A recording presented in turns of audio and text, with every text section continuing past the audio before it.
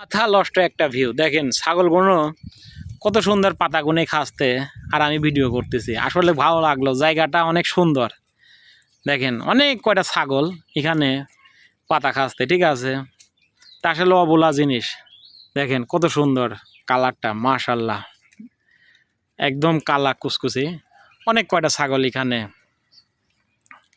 ঘাস খাচ্ছে।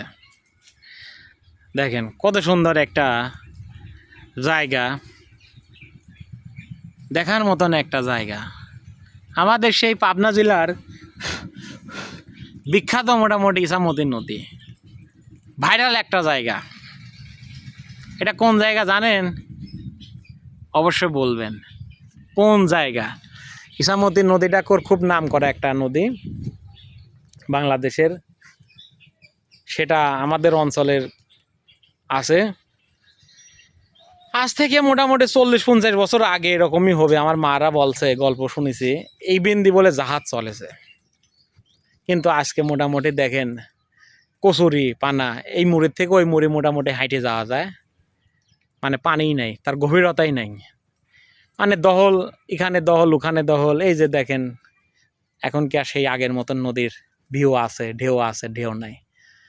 এই যে একটু পানি আসে, বর্ষা মৌসুম আসলে পরে একটু পানি আসে, তাছাড়া সবসময় এরকমই থাকে। আবাদ করতেছে, কি করা যাবে। আর আমাদের দেশে তো মোটামুটি বাংলাদেশটা হচ্ছে কি নদী নালার দেশ ছিল। প্রত্যেকটা নদী মোটামুটি দেখেন দহল আর দহল, ঠিক আছে।